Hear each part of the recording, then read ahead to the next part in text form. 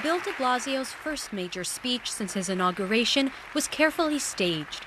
In an understated hall at a college in Queens, the towering de Blasio stood in front of a banner stating "One New York," but said the city was anything but. The state of our city, as we find it today, is a tale of two cities. The mayor outlined his plans to shrink the widening gap between rich and poor. While Wall Street has rebounded from the recession, he said for many New Yorkers, economic stability is still out of reach. 46% of our city's residents live at or near the poverty line. Our middle class isn't just squeezed, it's at risk of disappearing altogether. That disparity, that inequality crisis is the greatest risk to our New York promise.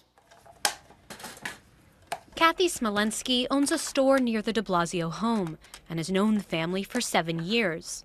Even though the new mayor has been in office just a few short weeks, she believes he's energized the debate around things like affordable housing and minimum wage. It's just the sign of the person who willing to change himself, change the world, change the city, and I think it's amazing. There's no doubt that Bill de Blasio is a savvy campaigner. His tale of two cities resonated with voters and gave him a strong mandate. Persuading skeptical lawmakers to get behind his ambitious agenda, that will be the next test of his brand of politics.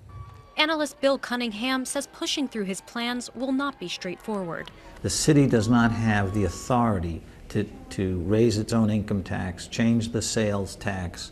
It doesn't even have the authority to put in speed cameras at dangerous intersections without permission from the state.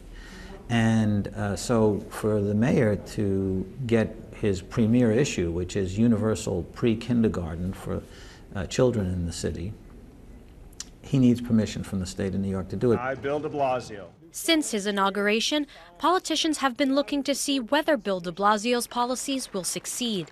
If so, his progressive liberal agenda could be replicated across the nation or even globally. Neda Tawfiq, BBC News, New York.